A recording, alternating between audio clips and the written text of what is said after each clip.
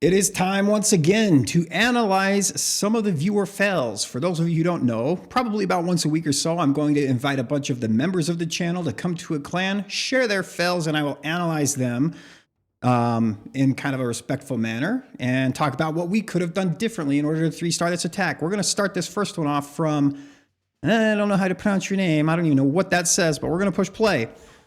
This one, I have watched the replay. He whiffs a fireball because the Expo, Scattershot, and multi-geared archer tower, it's not what I meant to say, all are attacking the warden at once, and it kind of just becomes a lot at once, and then he invis just a slightly little bit too late.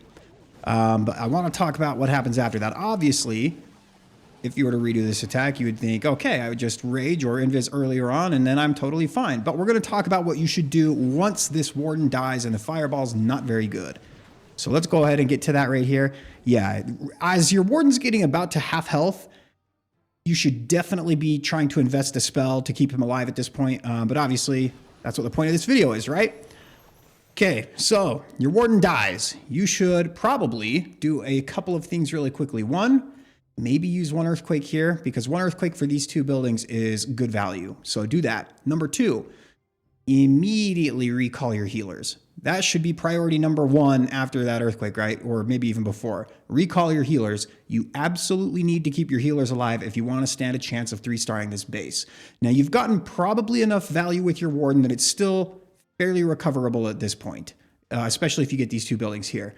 So what you should do, we'll watch the replay, but I do want to come up with a plan. What you should do is recall your healers, and you're going to have to queen charge the base. And the way that you're going to determine where your queen goes and where your king goes and everything else is, one, identify the most difficult part of the base for your heroes to have to deal with, which is definitely going to be the core because of funneling and the damage and the CC that's there. Since your queen has the sustain, that's where you want to put your queen. That's where you want your queen to end up, is right here in the core. Now you need to come up with a plan to get her there. You've already got, since you were smart and you put a furnace on every corner except for the bottom one, you've already got a nice funnel. You could put your queen right here and put your king over here and have your king kind of come this way. Ideally, what you do is snipe a couple of these buildings here and try and get your king into this compartment with one wall break, here, and maybe pop your king spiky boots and earthquake ball right around this area, and then use the second wall break on your queen to get her into the town hall compartment once this air defense dies. If you wall break before the air defense dies, the wall breaker is going to target this wall here, but if you wait until after that air defense dies, then you can wall break on this wall here because this gold mine or elixir collector or something else, maybe even the junction here because this builder hut might be there, but you'll have a higher chance of getting a better wall break that way. And then you're going to try and get your queen into the core, obviously, right? And since these buildings will be gone because your king's done that, your queen's going to have nowhere to go but here. Then you really only have to worry about where you're going to put your royal champion, which is going to be the hardest place in the base for your queen to deal with, which is probably just rocket spear right at the bottom here, right? Then you don't have to deal with the giant, the gigabomb down there really. And ideally you'll get the multi-geared cannon, multi-archer tower, and ricochet cannon down, and then you'll have a chance of 3-starring. You still have a lot of spells that you can invest with your heroes, especially your royal champion. 4 invis spells, you can do a pretty good royal champion charge after the phoenix has worn off, right? So that's what your plan should have been. But what happens is he lets his healers all die because he doesn't recall them, and they just kind of go over here and just get wrecked. So now he doesn't have really any sustain with the army. And yeah, exactly. See what I mean? If you wall break before the air defense goes down, the first wall break was here, the second one was here. So if you had let that air defense die, the second wall break would have been right here. And then it would have been much better. You would have only had to have one used, and then you could use the other one over there with your king. And then also, having your queen tank is not great. You should probably put your king down first, or your ice golem. Ice golem first actually probably would have been better. And then you deal with it that way. But definitely the plan should have been to queen charge the core of the base. Ideally, if you could have your earthquake boots and spiky ball open up like the walls kind of in this area so that maybe your queen can kind of come in through this direction because she will struggle with walls, obviously. But trying to just make the most out of a bad situation, obviously, it becomes pretty impossible to recover if you lose all of your healers because you don't have any sustain with this army really at all after that.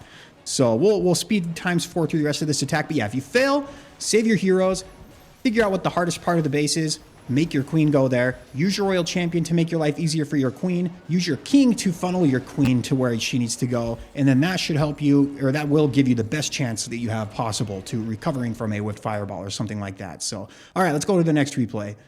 All right, the next one that we're going to look at is Marble. Now, I've watched this replay too. I'm actually going to watch them all beforehand. That way I can give you guys probably the best advice. As we put our warden down,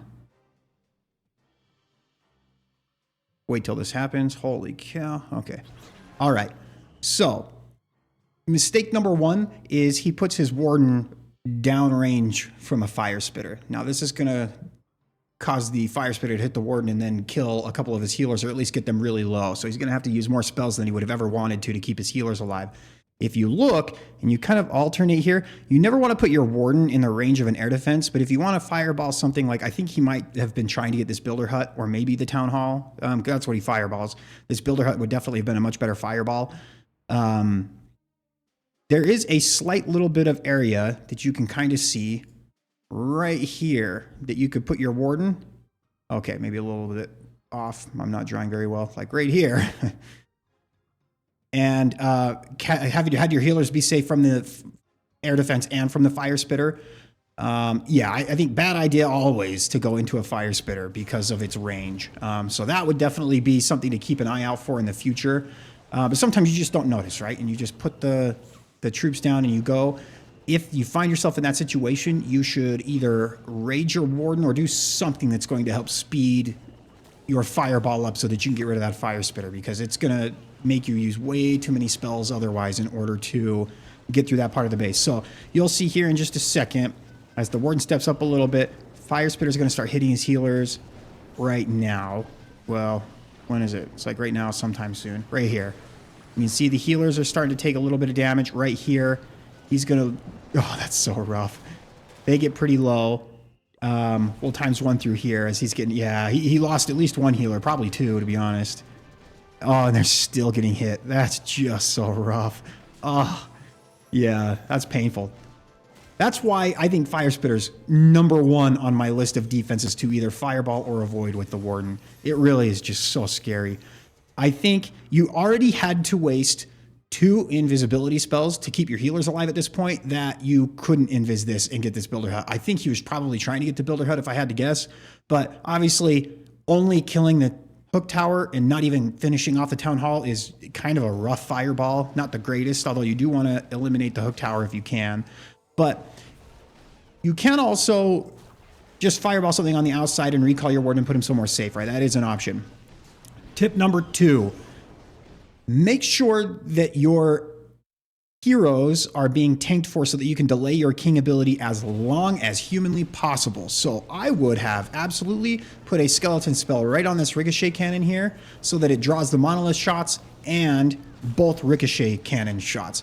Over here, it's not going to distract from the ricochet cannon now, and it's going to make his king go to ability really, really early, and that's obviously not ideal. So one of 2 things that you can do. 1, pop your queen ability much earlier so that she can deal with these ricochet cannons. And 2, make sure that your king's being tanked for. Honestly, in this situation, probably would have been better to just have the ricochet cannons tanked for and not the monolith. And then maybe have your, because if the monolith even attacks your king here, it's not like he wasn't going to go to ability anyway, right? And then, yeah, you'll see here, as the Warden finishes off the Town Hall, the healers are going to step into this Town Hall effect poison area. Oh, they actually get targeted by the boogers. Oh, that's so unfortunate. So, yeah, he loses all of his healers this raid, which is really unfortunate. And then he actually does recover from this raid fairly well, and he recalls his queen and puts her over at the bottom, and it ends up being a time fell. But, yeah, avoid fire spitters like the plague. Just do not even put your Warden in range of them. Number 2, try and do whatever you can to get more value from your king ability. The longer you can delay your king ability, the better. You want to pop that right in the middle of as many walls or defenses as humanly possible, and that's going to be what's going to get you the most value. But yeah, your king really didn't get a whole lot there. He finished off 2 kind of weak ricochet cannons that were going to go down anyway, and then opened a few walls for your queen, but you definitely want more than that from your king. All right, the next replay that we're going to watch is from Dark Lord, and there are a few things that kind of go wrong. Easy to make mistakes, but I do want to talk about a couple of things that he could have done better. I think just from an execution standpoint, Number one, I think he fireballs the wrong target here. I can't imagine he was trying to fireball the target that he was. Or that he hit. Okay, so obviously, if the fire spitter here is invisible, then it goes to the builder hut, which is a much better fireball. It doesn't get the CC. Ideally, I think if you had gotten this fire spitter here and made these two buildings invisible, then you go for the crusher mortar, which I think is a much better fireball because it gets the clan castle and all these defenses and the spell tower too, by the way. That would have been a really, really good fireball. But that's not what we're here to do. We're here to just show you guys how to recover from raids that fail. He also has 3 earthquakes, which I find odd. Even though your fireball's level 26, I still think it's probably worth it to drop 1 earthquake spell for a skeleton spell. I don't think you need 3 earthquakes for anything, right? Or am I wrong? I don't think there's any buildings that need a 3rd one from just that difference. Okay, so first thing that I don't really care for is where you put your warden. This seems like an odd place. Usually you'll want to put him somewhere where the funnel's kind of already set for 2 reasons. One, you want him to kind of just work his way one way where he's only going to be taking damage from one direction. So like if he's headed from this direction over here, the only defenses that are really going to be able to hit him are defenses like going this way, right? But if you place him in the middle here, it becomes defenses from like 2 different areas are hitting him at once. And it's going to make you have to use more spells to keep your warden alive. So you should always put him somewhere where there's been a funnel created, kind of, unless you're really confident that you can keep him alive here. And then the second reason is you eventually need to funnel something in towards the town hall because it's isolated. And if you put your warden this way, you can use your minion prints like this or something later on in the raid, and it will kind of make your warden redirect into the middle because these defenses down here should be gone. But so that's maybe the first thing I don't really care for. The second thing is I want to show you how you can get a little bit more value from your heroes here.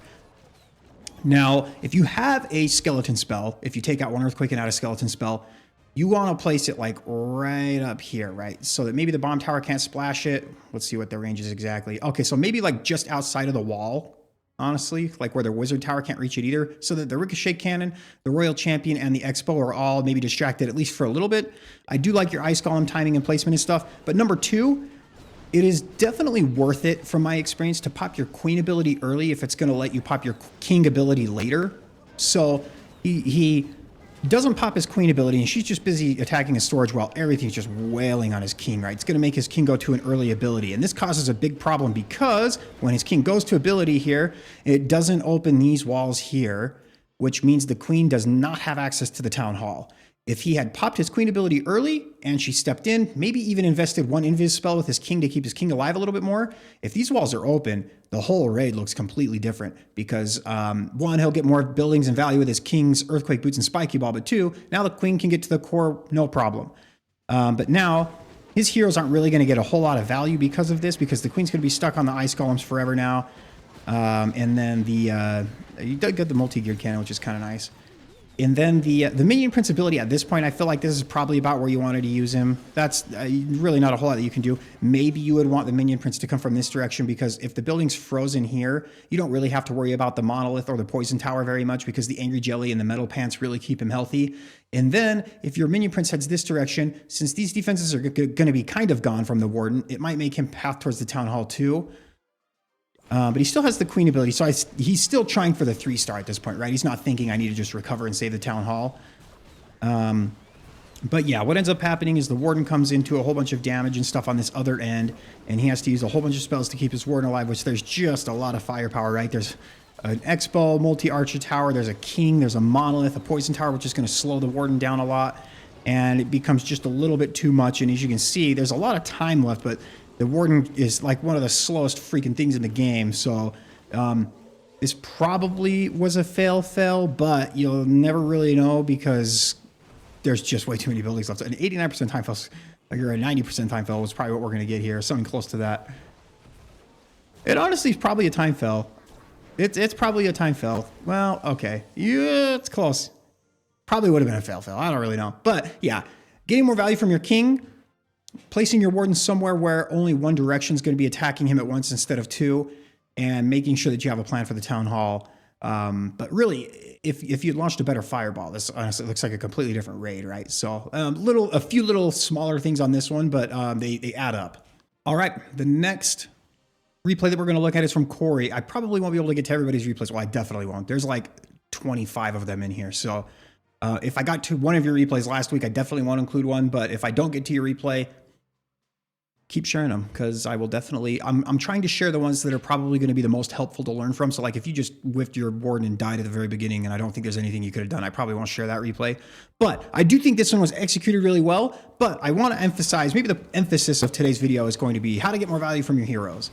Because his king and queen did not get jack squat here. So we're going to focus on how he could have done that better. By the way, love the flame flinger. This flame flinger is sick. So 10 out of 10 there. And we actually get a pretty good fireball too. I like that he did not, okay, he probably didn't need to invis there, but I like that he was so patient with it because he probably thought he could get away with it. But yeah, this fire spitter is a really good fireball, right? That's excellent. And actually, I like the choice where he recalled his warden to for several reasons. One, there's really only going to be defenses that can hit it from one direction, right? Like if he heads this way, it's for a tiny bit of time, and then he's got just a straight shot across the base here. So it's not like there's defenses hitting him from multiple angles. It's just this one kind of direction, this little hallway of defenses here. But two, he doesn't have to fight a fire spitter at all this raid with his warden, which is always nice. That's definitely a props to him for that. One, definitely, if you think you need to funnel on this side of the base like this, it's definitely worth it to use 2 rocket loons to get this builder hut and put a furnace here at the start, because then you don't have to worry about probably any of these buildings. So that's nitpick number 1. These buildings probably would have all been gone if he had used a furnace at the start. And since you do not have a siege barracks now, you've got to figure out how you're going to get your king to the core. And this becomes kind of tricky, right? I can't remember exactly how he did this. Okay, yep. So this is mistake number 2 on this. Well, mistake number 1. I can't remember. This is what we're going to focus on this raid. If you want your king to go to the core, you need to make sure that he's not going to walk. And the way that you're going to do that is if you don't have a siege machine or you haven't put a furnace down here at the start, you have to use your queen to get your king to the core. I like the spell placement for the skeleton spell, maybe outside just a little bit more so that like the multi-inferno would never be in range of the skeletons. Is it? Yeah, so some of them, yeah.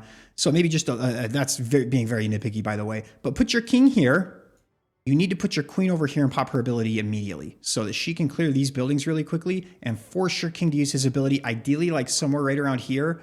And the way that you're going to do that is 1, with the skeleton spell, and 2, with the ice golem. And you need a wall break right away for this expo. And then as soon as this wall's dead, send another wall break in for any of this junction here. And that's where the wall break will go.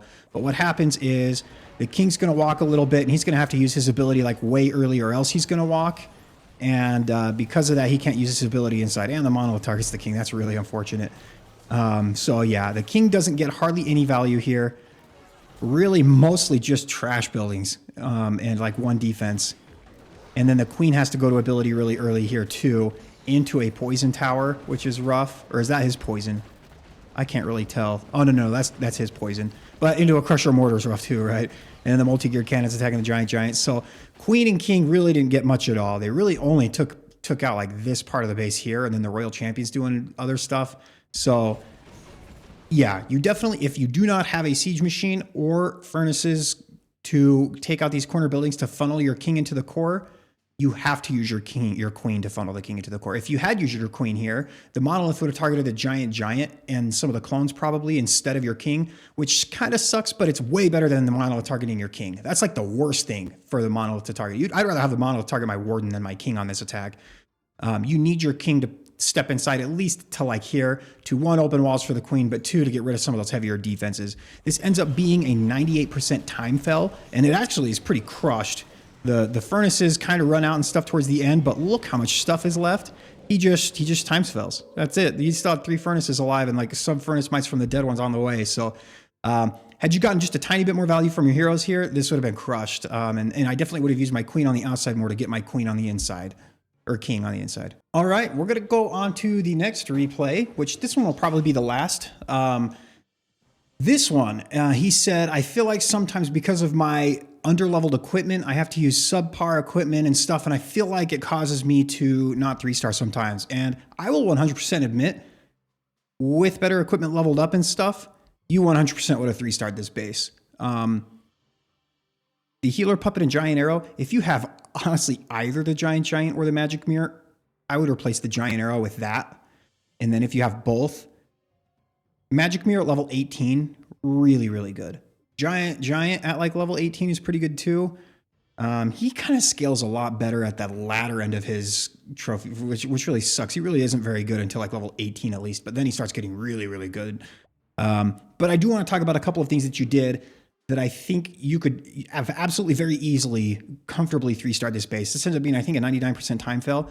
The first thing that you should have done is, let me get into the charge part here. I don't really care for your target of the fireball. You choose to fireball the fire spitter here, which means you don't have to invest any invis spells, which is nice. But I think anytime you can get an easy fireball to the core like this, that's so much better. One, you get rid of the hook tower, which is the scariest defense for the Warden by far. But two, the clan castle is so good too. Like, that's an insane fireball. And you really don't have to worry about a whole bunch of defenses. You just raid your Warden when he's like right here. And then once he gets rid of like the scatter shot and the flame flinger or the fire spitter, maybe even the poison or something, you just put a couple of invis spells down, maybe like 2 on one side and 1 on the other. Then you're good to go. But we'll talk about what you should have done after your fireball. 1, you fireball this. Your fireball is level 26. I don't think any of the defenses in here need 2 earthquakes to go down. I can't see if that scatter shot's leveled up anyway. But let's just say if you use 1 earthquake here and it gets all of these defenses, right? Boom. You'll get the fire spitter, the expo, and the scatter shot. And even if the scatter shot doesn't go down, your Warden will just one-shot it really quickly. It'll just hit that once and then it will go down no matter what. And then you can recall him. And then you can save your earthquake for later on for I'll show you what. But you definitely didn't need to use both earthquakes here.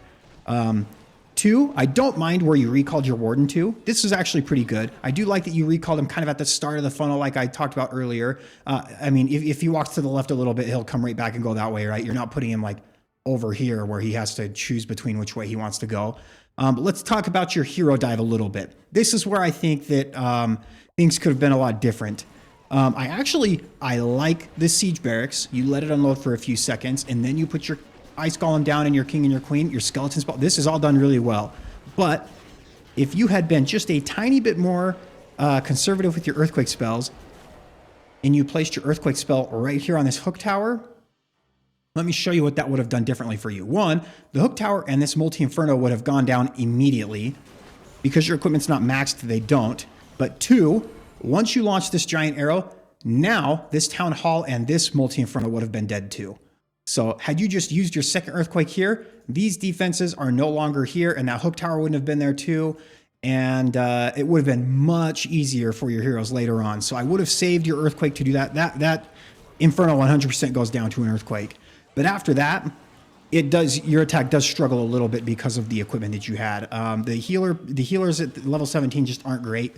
You do use your invis spell right here on your Warden, which I really like. Keeps him alive, so that was well done. And then I think this is, again, a 99% time fell.